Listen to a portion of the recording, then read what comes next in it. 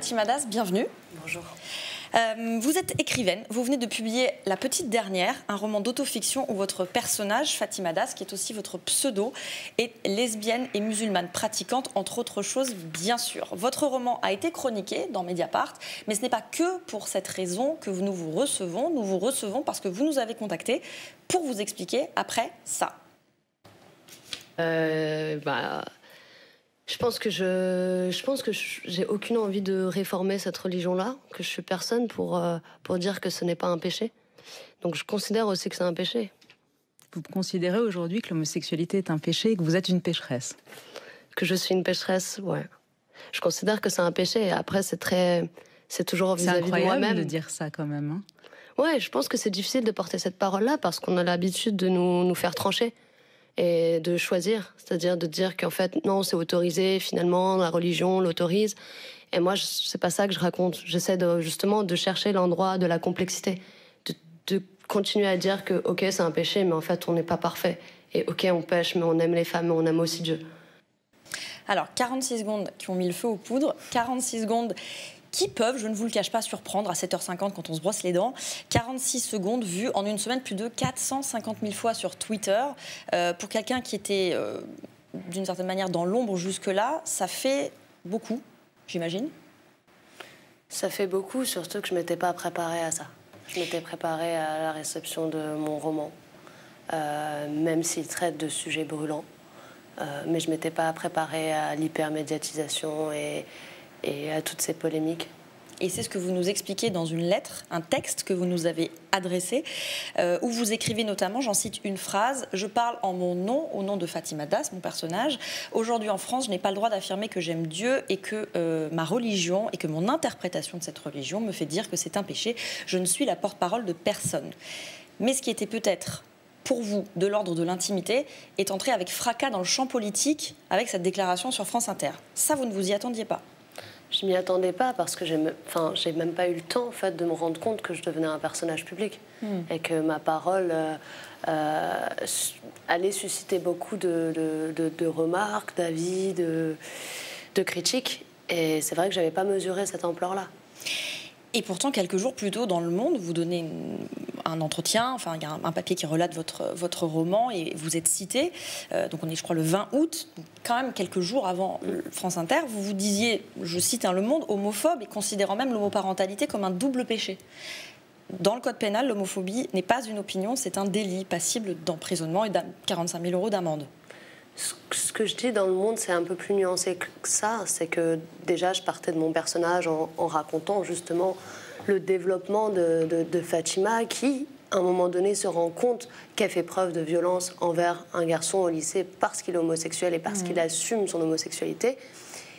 Et je cherchais à raconter comment on se construit en se rejetant soi-même, en fait. Comment on se construit dans la détestation de soi.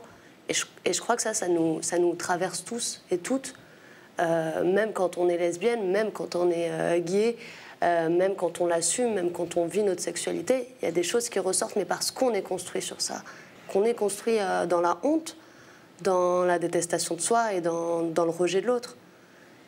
Vous dites que vous ne vous attendiez pas à cette hyper-médiatisation. Et j'ai envie de dire, là, ce soir, on remet 100 balles dans la machine. Pourquoi vous choisissez de parler, là, ce soir? Qu'est-ce que vous avez à expliquer ou à dire? Ce soir, j'ai décidé de parler parce que je crois que j'ai trop tué, en fait. J'ai trop tué tout ce que j'ai pu écrire dans ce bouquin et que je l'ai pas assez... J'ai pas eu le temps, en fait. J'ai pas eu le temps de trouver les bons mots et d'expliquer ce que j'essayais de dire en disant que l'homosexualité est un péché en islam. Quand je dis ça sur France Inter, je parle de mon opinion. Et en fait, je réalisais pas que, en parlant de mon opinion, on allait penser que je parle pour tous les jeunes de banlieue. Et je crois pas avoir cette responsabilité-là aujourd'hui. Parce que je parle à mon endroit, parce que je sais qu'en écrivant, il y a quelque chose qui se passe. Et bien sûr, beaucoup de jeunes vont le lire peut-être, en tout cas j'espère. Mais je cherche pas à leur donner de solution. Je cherche pas à sauver ni mon personnage, ni à sauver les jeunes de banlieue, homosexuels, musulmans. Je crois que j'essaie de dire ça. Je crois que j'essaie de dire ça et... Ouais. Pourquoi ce titre, Le génie lesbien? Le génie lesbien, bon, bah, c'est une formule à la fois très performative, parce que je pense qu'il y a besoin d'entendre le mot lesbien et de le conjuguer avec de la joie et avec du génie. C'est une formule qui vient du nom qu'on avait donné en 2019 à la conférence européenne lesbienne, où on disait qu'on allait apporter le génie lesbien au monde. C'est ça, c'est que ce mot, lesbienne, il devait apparaître absolument. Ouais, et d'ailleurs, il est beaucoup, peut-être pas à chaque page, mais vraiment pas mal, parce que précisément, il y a une volonté d'effacer, d'invisibiliser ce mot-là, de le rendre limite sale, imprononçable. Et donc, c'est d'autant plus important d'arriver à l'écrire. Et vous parliez de Grasset au début. Je pense que c'est pas anodin, moi, que j'ai voulu y aller sur une maison d'édition justement grand public. Qui ne publie ce que pas, vous dites dans votre livre, entrer d'une certaine manière dans ce qui est grand public avec des idées radicales. Eh ben, c'est exactement ça. Je crois vraiment beaucoup à ça, arriver à entrer dans un système et continuer, parce que je ne crois pas beaucoup aux trucs qui disent vous perdez votre âme si vous allez par là, il faut rester... moi, je reste à fond activiste, mais ça ne m'empêche pas de publier dans une grande maison d'édition et je pense de dire certaines choses de manière extrêmement crue. Et puis, sur un autre aspect que vous avez rappelé, d'aller aussi dans un système politique et de maintenir des opinions et des comportements conformes à ceux que j'ai depuis une dizaine d'années. Alors, le génie lesbien raconte votre parcours de lesbienne, de journaliste, d'activiste. Et ce que c'est qu'être lesbienne en France aujourd'hui? Alors, c'est quoi? Alors, être lesbienne en France aujourd'hui, c'est déjà lutter pour exister, pour apparaître. Moi, je vais le dire de mon propre point de vue, parce qu'il y a beaucoup de façons différentes d'être lesbienne aujourd'hui. D'ailleurs, à l'Air Libre s'en est fait aussi l'écho. Et c'est important de voir ça. Donc, moi, de mon point de vue là, ce que je travaille en particulier, c'est notamment l'accès à la parole médiatique. Et ce que je constate, c'est que c'est extrêmement compliqué. On l'a vu depuis des années, depuis 2012, que dure par exemple la discussion sur la PMA. Ça a été extrêmement compliqué d'entendre des lesbiennes, des militantes lesbiennes à ce sujet, alors qu'on pourrait penser précisément que ce sont elles qui devraient avoir en primeur la parole. Et c'est ça qui est détaillé. Il y a aussi une histoire de la PMA et de la difficulté de faire émerger ce mot-là, parce que je pense qu'il fait encore très peur. Alors, on continue. Votre livre et vos déclarations ont suscité donc un grand débat, y compris dans la rédaction de Mediapart. Comment traiter la question de façon honnête, équilibrée? On est parti du point de départ. C'est quoi être une lesbienne issue de l'immigration et ou musulmane de culture ou pratiquante en France en 2020? Les réponses ont bien sûr été très diverses. On va essayer dans notre reportage de restituer cette diversité. On a d'abord rencontré le collectif Les Mille et Une Queer, qui promeut la diversité des profils de personnes LGBT issues de l'immigration. Comme vous d'ailleurs, elle refuse de choisir entre homosexualité et islam. Avec Célia Mebroukine, elle nous avait donné rendez-vous pour assister à leur réunion de rentrée dans ce bar féministe du 11e arrondissement de Paris. Elles ont accepté notre caméra à condition d'être anonymes, car, disent-elles, dans les pays d'origine de leurs parents, l'homosexualité est punie par la loi. À l'ordre du jour, leur participation à la Pride des banlieues et aussi Fatima Das, votre livre, qui les a beaucoup fait réagir. Aujourd'hui, quand on est une lesbienne issue de l'immigration, en quête de son identité, si on tape lesbienne arabe dans Google, on tombe soit sur des sites pornographiques, soit sur Fatima Das qui nous dit que c'est un péché. Donc c'est difficile de se construire avec de telles représentations. On trouve dommage que nous, voilà, on a souffert de cette invisibilité des lesbiennes issues de l'immigration, des lesbiennes de culture musulmane. Et c'est dur que la première qui accède à une certaine tribune nous renvoie à cette idée que en fait, c'est un péché, que l'homoparentalité c'est un double péché. Il y a quelque chose d'un peu violent. Ces trois jeunes femmes veulent raconter un autre parcours. Oui, on peut être lesbienne et arabe, lesbienne et musulmane ou pas, lesbienne et porter le voile, et qu'on n'est pas obligé de vivre dans la culpabilité. Et en se considérant comme des pécheresses. J'ai toujours été en paix avec mon identité, j'ai une identité apaisée et c'est surtout les autres qui nous renvoient à une certaine dichotomie, comme s'il fallait absolument choisir le rôle de la lesbienne émancipée qui renie sa culture ou alors au contraire la fille très pieuse, qui est très mal dans sa peau. Nous, on a envie de renoncer à rien. C'est pas parce qu'on est queer qu'on doit oublier nos racines, qu'on doit oublier notre culture et notre spiritualité. Et pour elle, la récupération que vous craigniez est inévitable.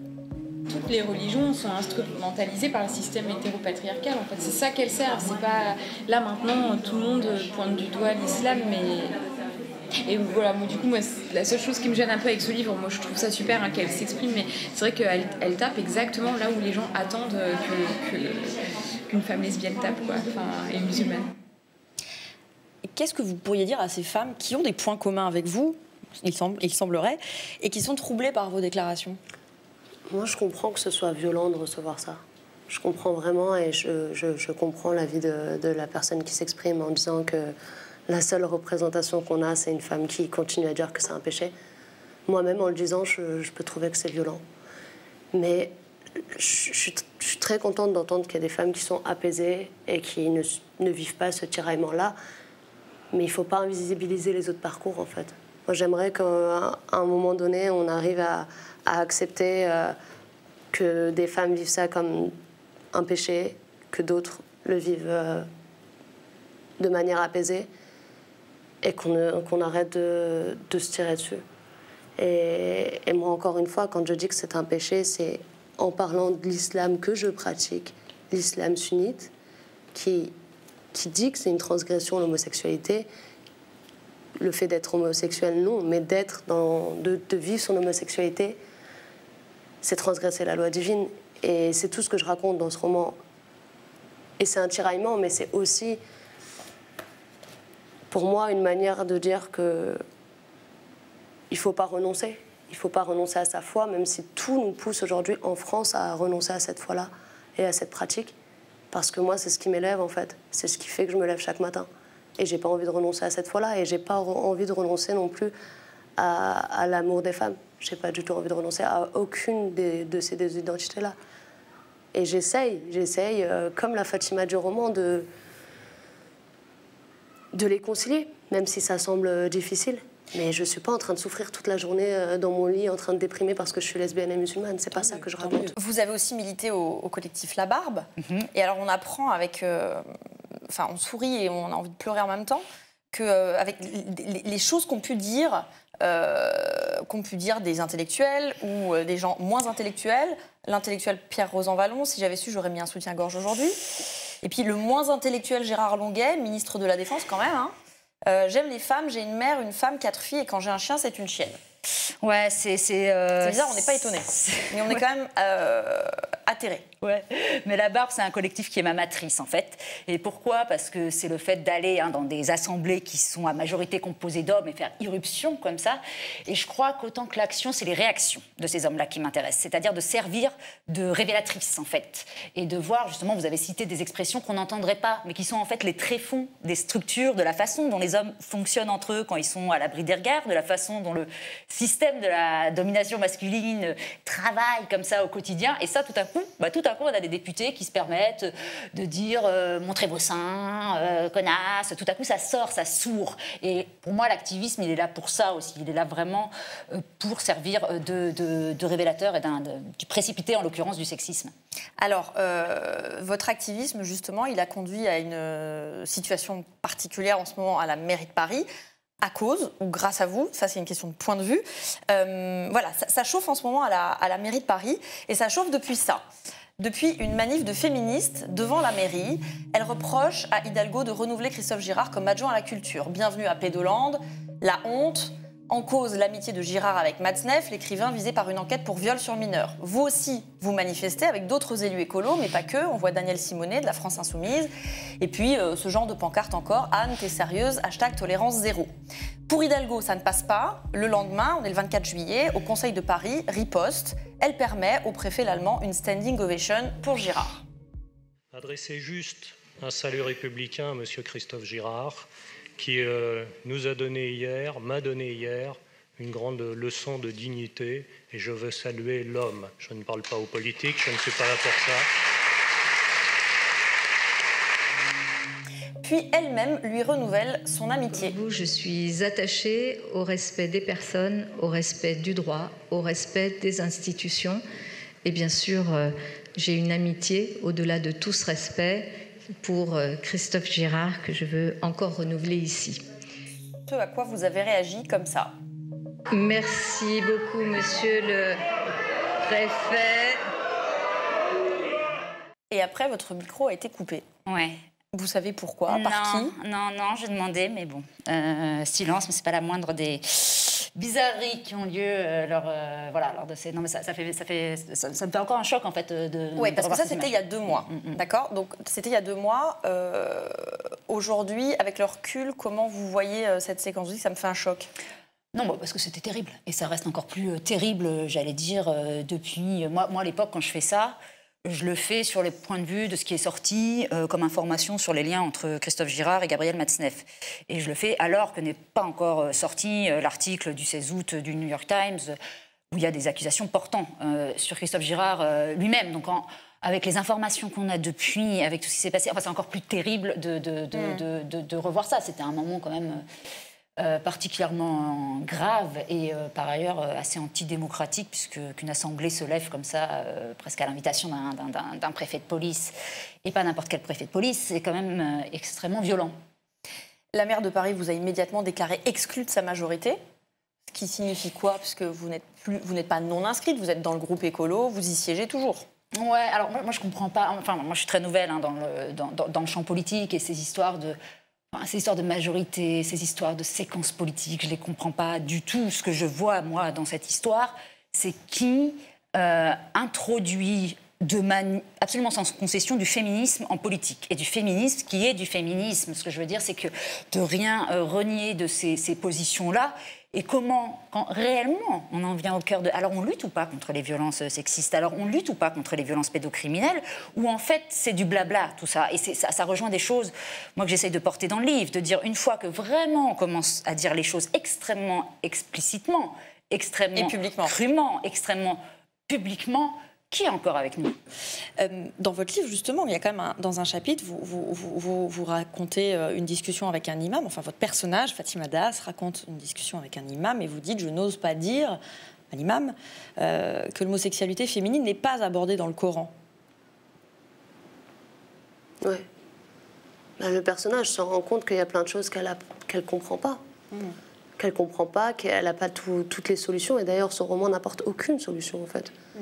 Il s'agit juste de montrer ce tiraillement-là, de poser ces questionnements et de ne pas en tirer de leçons. Parce que j'écris un roman, encore une fois, et je raconte la complexité et j'essaye de nuancer. De faire un personnage trouble et qui justement, se retrouve ici et ailleurs. Et ça ne m'intéressait pas de donner des solutions parce que j'en ai pas moi-même. Et que je ne peux ni sauver mon personnage, ni les autres, ni les autres femmes lesbiennes, musulmanes, pratiquantes ou pas musulmanes, maghrébines. Vraiment, je n'avais pas envie d'être une porte-parole, même si je crois que je commence à comprendre que ça peut être aussi la responsabilité d'une autrice. Alors, dans votre livre et dans la discussion qui en découle, médiatique, sociétale, outre la dimension religieuse et la dimension LGBT, il y a une dimension sociale très forte. Le récit que vous faites des quartiers populaires, de l'histoire de votre personnage qui grandit à Clichy-sous-Bois, est-ce que on vous demande plus de justification à vous qu'à n'importe qui d'autre? J'ai la sensation que souvent que je suis pas écrivaine, qu'on parle plus de moi en fait, alors que moi si j'écris c'est pas pour parler de moi mais c'est pour raconter une histoire qui est pas loin de la mienne, mais ça m'intéresse pas de parler de moi. Et j'ai la sensation que du coup on s'attarde pas sur mon texte et qu'on ne parle jamais de mon travail en fait, parce que j'estime que c'est du travail et que ça m'a pris plus d'1 an et demi et que voilà, j'ai subi la solitude autant que d'autres autrices et j'ai travaillé. Et du coup, j'ai l'impression qu'on n'en parle pas assez. Mais vous qui êtes autrice, vous savez l'importance des mots, vous les choisissez avec soin. Est-ce que ceux que vous avez prononcés sur France Inter n'allaient pas... Est-ce que vous n'auriez pas pu imaginer qu'ils allaient être, comme le dit la jeune femme dans le reportage, instrumentalisés, peut-être à votre corps défendant, mais est-ce que vous n'auriez pas pu prévoir que ça allait être récupéré compte tenu du climat actuel, d'homophobie d'un côté, d'islamophobie de l'autre? On peut toujours... Est-ce qu'il vous avait manqué de vigilance? Je pense que c'était difficile pour moi. Faut savoir que... Enfin, c'est pas pour me défendre de tout ça, mais la promo est très intense. J'ai jamais vécu ça de ma vie. J'ai 24 ans, il y a des gens qui m'arrêtent dehors, c'est épuisant. Voilà, je réponds oui à toutes les interviews parce qu'on ne m'a pas appris à dire non. Je me retrouve dans quelque chose que je ne connais pas, très insécurisant. Et donc à ce moment-là, j'arrive, je dors 2 heures Et je ne m'attendais pas forcément à ce qu'on me pose cette question comme ça. Et je sais que ce mot, il est violent. Je sais. Moi, en l'écoutant, ça m'est aussi insupportable de l'entendre comme ça. Mais encore une fois, je pars d'un contexte. Je ne suis pas en train de dire à tout le monde c'est un péché, ne vivez pas votre homosexualité, au contraire. J'espère que ce roman il dit le contraire, en fait. Au cours de notre enquête, on a fait une dernière rencontre. Amina, c'est un pseudo, elle aussi. Elle a 34 ans, elle travaille dans la santé et pour la première fois, elle décide de parler de son homosexualité à visage découvert et elle nous explique pourquoi. Pourquoi vous avez accepté de nous répondre aujourd'hui ? C'est une très bonne question. J'ai beaucoup hésité, pour être honnête. Même encore là maintenant, je suis plus très sûre. Non, honnêtement, c'est parce qu'on a besoin d'être visibilisés. C'est qui c'est du coup, c'est des femmes lesbiennes et musulmanes. Parce que, en fait, on n'existe pas. Et c'est très dur quand on est nulle part, dans aucun média, nulle part, de s'identifier et d'exister. J'ai toujours cru que j'étais toute seule, que j'étais la seule femme musulmane et lesbienne au monde. En fait, on n'est pas seul. Enfin, voilà, vous n'êtes pas seul. On est nombreuses et on est là. Voilà. Et ça va, quoi. Et ça va. Avec pas mal de copines, on veut être visible, mais on a peur de se montrer. Parce qu'on a peur des réactions, on a peur du sexisme, on a peur de l'homophobie, on a peur du racisme. Et puis après, voilà, on a peur de notre entourage proche, de comment ils vont réagir, de se montrer à visage ouvert. Elle a aussi voulu réagir au terme de péché. Il n'y a pas un schéma, il n'y a pas une réponse, il n'y a pas un schéma. Si je parle d'un point de vue vraiment personnel, moi, je ne veux plus penser, comme je l'ai pensé, que c'est un péché. Et je ne veux plus aussi m'éloigner de ma religion, m'éloigner de mes croyances et de ma religion. En fait, dans cette société actuelle, qui est quand même, il faut le dire, islamophobe, c'est plus simple pour s'intégrer dans cette société-là, d'être juste lesbienne que d'être lesbienne musulmane. Donc vous vous dites, ben non, je peux être les deux. Oui, mais je ne l'ai pas dit tout de suite. Et aujourd'hui, c'est important de se montrer. Mais c'est dur. C'est dur. Elle parle de la solitude, de l'absence de modèle, du fait de se dire je dois être l'unique lesbienne musulmane de France. C'est ce qui est aussi raconté par votre personnage. Oui, tout à fait. Fatima, elle grandit à Clichy-sous-Bois et elle croit que ça n'existe pas. Elle ne sait pas ce qu'elle est, du coup, elle fait taire son désir, elle ne se formule pas, elle se déteste, elle a honte et elle met du temps à se le formuler. Elle met du temps à le vivre, elle met du temps à comprendre qui elle est. Parce qu'elle a grandi dans un contexte où, comme le disait Amina, elle ne s'est pas vue représentée. Elle ne sait pas ce que c'est qu'être une femme, elle ne sait pas ce que c'est qu'être lesbienne, elle ne sait pas ce que c'est qu'être musulmane, en ayant choisi d'être musulmane, parce que ça raconte ça aussi. C'est pas juste un héritage, c'est qu'elle s'est convertie à l'islam. Et donc elle s'est vue nulle part. Et comment on fait pour se construire quand on n'a aucune représentation, ou alors que les représentations sont à côté de la plaque? La loi bioéthique est à nouveau discutée cette semaine en commission à l'Assemblée nationale, puis la semaine prochaine dans l'hémicycle. La suite et pas encore la fin d'un parcours parlementaire au long cours, au très long cours. Dans ce texte, il y a une disposition, en particulier une mesure qui tient en 3 lettres, PMA, plus exactement l'AMP, l'assistance médicale à la procréation, précisément son extension aux femmes seules et aux couples de lesbiennes. Une mesure qui est dans l'air, oui, depuis près de 10 ans maintenant, promise et jamais faite, malgré les grandes déclarations de gouvernement soi-disant progressistes. Retour 9 ans, oui, 9 ans en arrière. On est en avril 2012 et François Hollande, alors candidat, le promet dans le magazine LGBT Têtu. Oui, il est bien favorable, nous dit-il, à l'ouverture de la PMA pour les couples de femmes, à condition, dit-il, que ce soit un projet parental. Mais voilà, la PMA ne figurera pas dans le projet de loi Mariage pour tous présenté par la garde des Sceaux, Christiane Taubira. Quelques mois plus tard, le Premier ministre d'alors, Jean-Marc Ayrault, renvoie à un avis futur du comité d'éthique. Il faut de toute façon attendre l'avis du comité. Oui, c'est la moindre des choses. Un avis favorable qui n'est arrivé que 4 ans plus tard, après une série de reports permanents sous François Hollande pour donner la pleine égalité de droit aux lesbiennes. Il était donc urgent d'attendre. Tandis que les arguments homophobes et lesbophobes emplissent alors, vous vous en souvenez, le débat public dans la foulée de la manif pour tous, certains proches de Hollande nous ont quand même fait croire que l'affaire n'était pas pliée.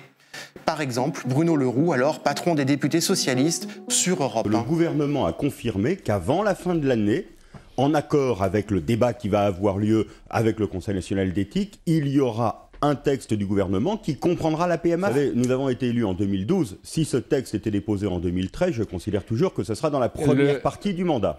Mais en réalité, malgré la pression de certains parlementaires, eh bien, la PMA sera définitivement abandonnée l'année suivante par le Premier ministre Manuel Valls, tiens, qui l'enterre. On a oublié lors d'une visite protocolaire au Vatican, étonnant pour ce grand chevalier autoproclamé de la laïcité. On est là, c'est-à-dire nulle part, quand Emmanuel Macron arrive à l'Élysée en 2017, 5 ans après l'entretien de François Hollande à Tétu. Pendant sa campagne, son mouvement En Marche l'avait promis noir sur blanc. Oui, nous sommes favorables à l'ouverture de la PMA pour les femmes seules et les couples de femmes. Sa ministre, Marlène Schiappa, embrayait d'ailleurs en juillet 2017. Nous ouvrirons effectivement la PMA, mais nous voulons avoir un débat serein et apaisé sur ce sujet. Débat tellement serein et apaisé que c'est raté. Et on est près de 2 ans plus tard. En mars 2019, le ministre des Relations avec le Parlement, Marc Fesneau, le promet. Cette fois, c'est sûr, c'est pour bientôt.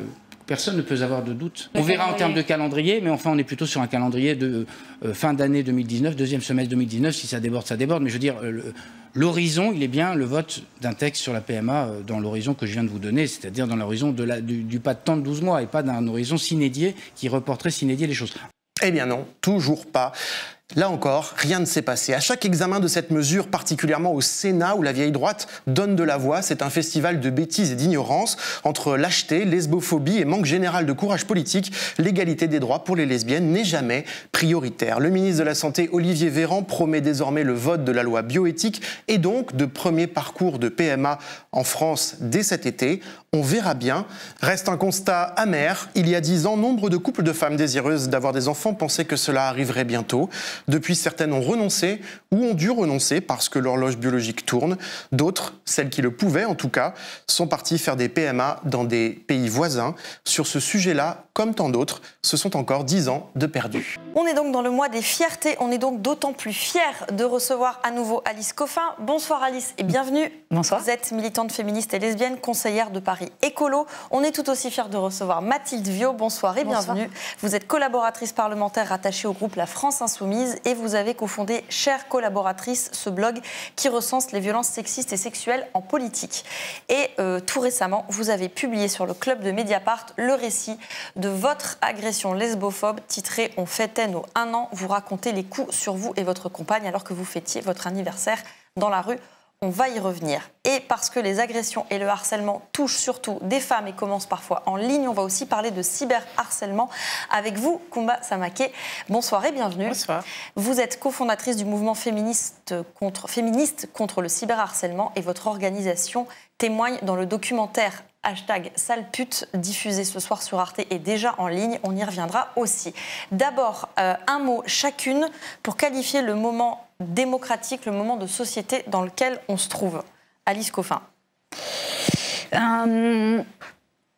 Je vais le dire à titre personnel, parce que moi, je pense que c'est toujours bien de faire des remarques sur ce qu'on vit. Moi, cette semaine, c'était la première fois depuis, je pense, longtemps, que mon cerveau n'arrivait plus à donner du sens aux choses. Une perte de sens. Donc, c'est-à-dire une utilisation des mots, du vocabulaire qui rend les discours absolument inintelligibles. Et je pense que le travail à mener, c'est pour ça que les médias ont à le mener, les réseaux sociaux aussi, il est justement sur des questions de mots, d'intelligibilité des discours. Voilà. Mathilde Viau. Oui, moi j'ai l'impression qu'on est dans une période... peut-être du fait de l'élection présidentielle qui approche, où les tensions sont de plus en plus importantes et où justement l'intelligence disparaît complètement du débat parce qu'on vient complètement schématiser les positions des uns et des autres et finalement refuser de se comprendre la plupart du temps. Et j'ai l'impression que les combats que nous menons notamment contre les discriminations sont très souvent schématisés et font l'objet d'une vindicte en fait qui va contre la rationalité complètement.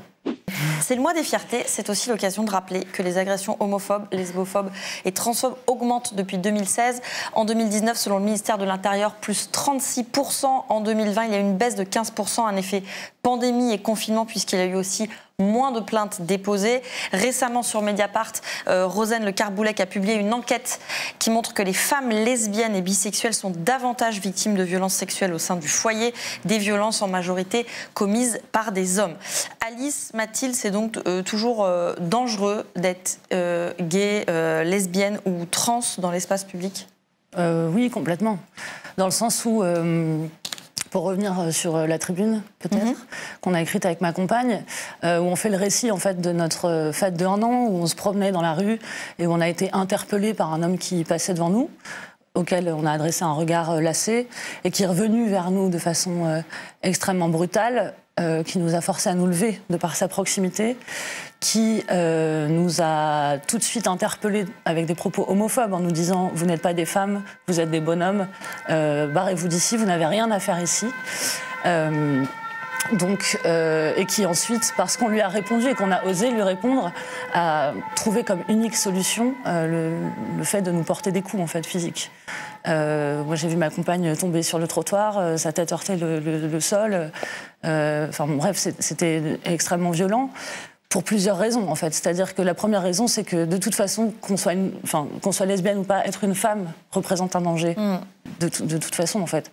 Notre présence dans l'espace public un soir, où on était les seules femmes dans la rue d'ailleurs, il était 22h, traduit déjà pour lui une anormalité. C'est-à-dire que c'est pas normal qu'on soit dans cet espace public. Donc déjà, ça l'agace en fait. Le fait que quand il attire notre attention, on refuse qu'il nous interrompe en fait.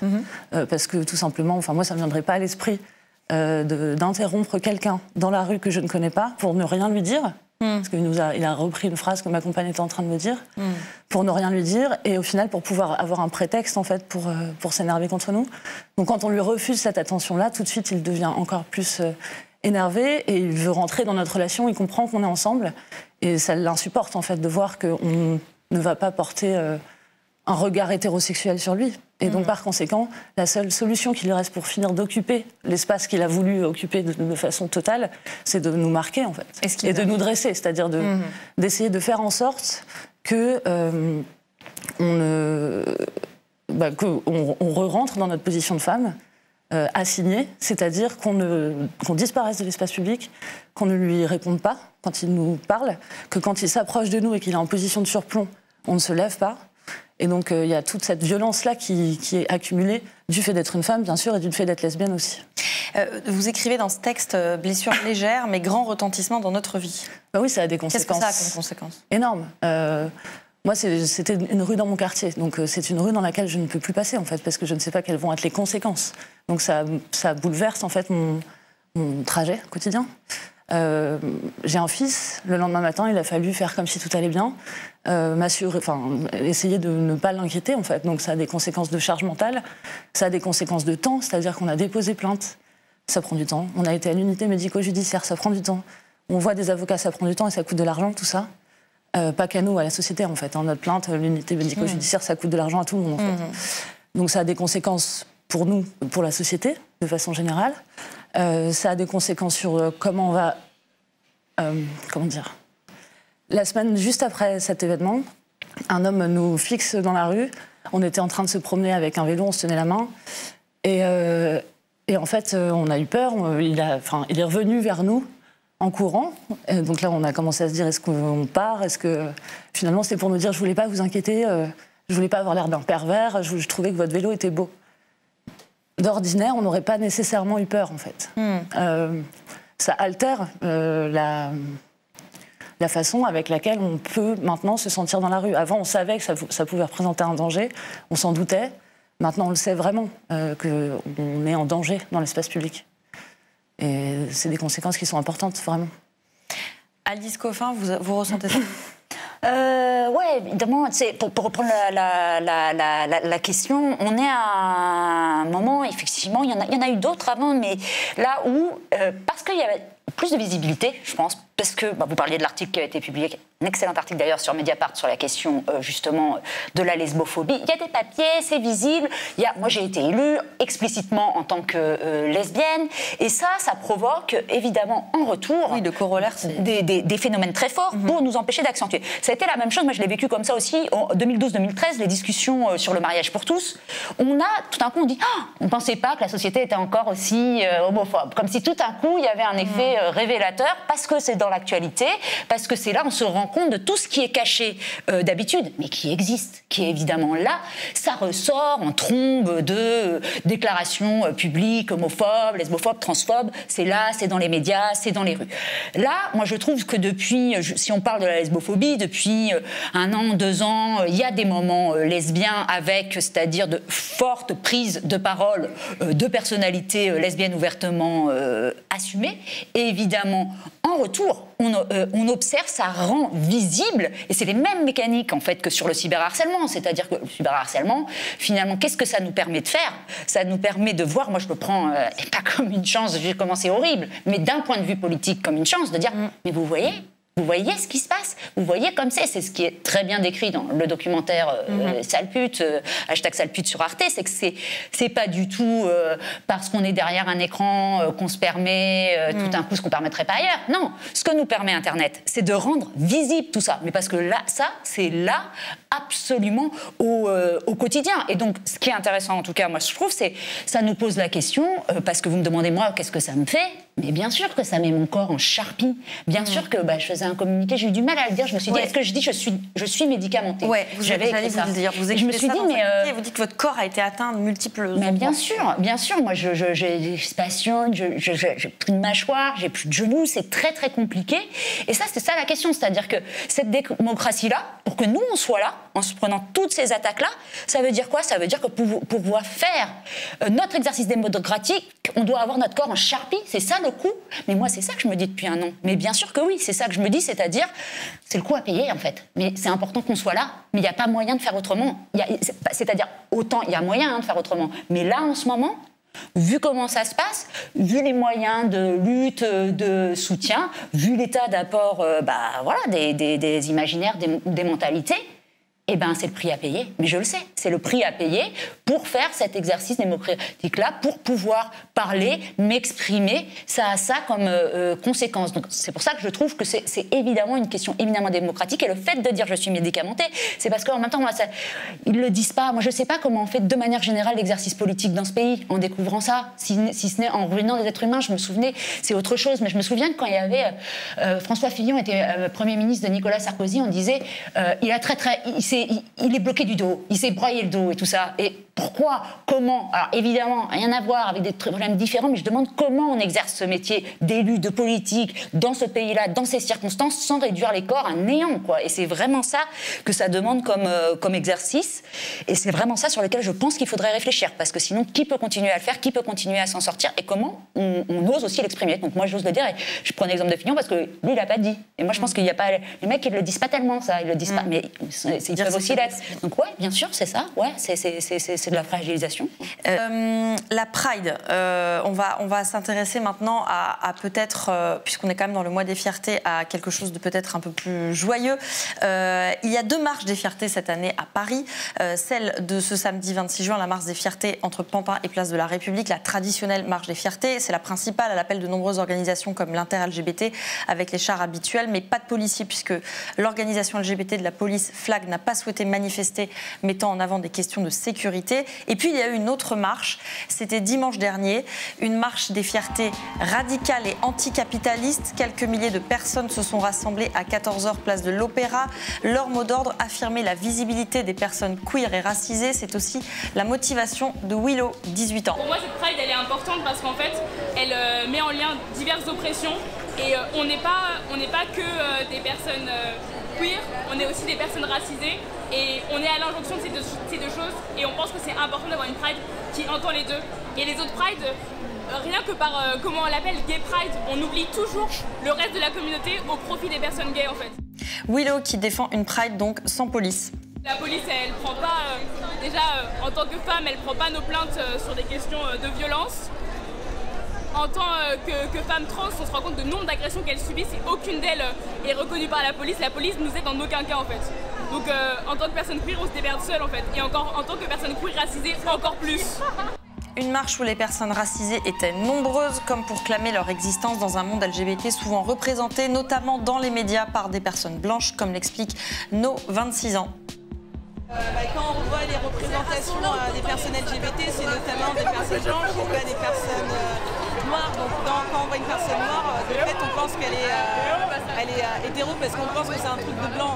Les personnes noires ne sont pas visibilisées dans la société de base, alors quand on va vers les minorités LGBT, là on est encore moins visibilisé et encore plus dans notre propre milieu. Donc oui, il y a beaucoup à faire sur ça. Sur les marches de l'Opéra, on a croisé Douce Dibondo, une journaliste de 27 ans, venue pour pointer un sujet précis, les manques de la loi sur la PMA, qui devrait être votée ce mardi 29 juin, une loi avec des angles morts pour les personnes racisées. La biomédecine se réserve le droit de donner des embryons noirs à des familles noires, des embryons des ovocytes blancs à des familles blanches. Et on se rend compte en fait que les familles noires, en tout cas les mères noires, les futures mères noires, mettent 8 ans de plus en termes d'attente en fait pour avoir donc, juste un don d'ovocytes. En cause, selon elle, les clichés sur la fertilité des femmes noires, peu encouragées par l'État à donner leurs ovocytes. Les personnes noires ne se sentent pas concernées parce qu'on a un mythe autour de la fertilité, comme quoi les personnes noires ne sont pas fertiles, parce qu'en fait l'État met en avant une surfertilité des familles noires, qu'elles mettent beaucoup d'enfants, qu'elles prennent les allocations, etc. Et alors qu'on se rend compte que les femmes noires ont tellement de problèmes de fertilité, de fibromes, de cancer à partir de 25 ans. Enfin, idéalement, ce serait qu'il y ait autant de dons d'ovocytes noirs que d'ovocytes blancs pour que les familles n'aient pas à faire ce choix qui peut poser problème dans la vie de l'enfant, de la famille, le regard des gens, le racisme. À l'avant de la marche, une tête de cortège très festive et non mixte pour visibiliser les personnes racisées. Et un peu en retrait, on a croisé 2 jeunes personnes trans qui luttent elles aussi pour leurs droits. C'est le cas de Valentin, 19 ans, qui raconte la galère pour faire reconnaître son identité de genre par la société et la communauté médicale. Il y a 2 semaines, j'ai fait un séjour en hôpital psychiatrique et j'ai expliqué. Je suis allée franchement dès le début, je leur ai dit je suis un homme trans, je m'appelle Valentin, les prénoms qu'il y a sur mes papiers, je ne souhaite pas qu'ils soient utilisés. Le personnel a été extrêmement gêné, ils étaient là, alors je ne sais pas si on va pouvoir, mais récemment aussi je suis allée chez le dentiste, le dentiste était là, oui madame, non moi c'est monsieur, oui haha, ça l'a fait rire et il a continué à m'appeler Miss. Non. Après on a tout ce qui est médical, obtenir un traitement hormonal. C'est un parcours du combattant, il faut s'accrocher. On se retrouve parfois bloqué, incapable d'avancer en fait dans notre transition à cause d'énormément de choses, que ce soit administratif, que ce soit médical. On nous dresse en fait des barrières, rien n'est fait pour nous faciliter la vie.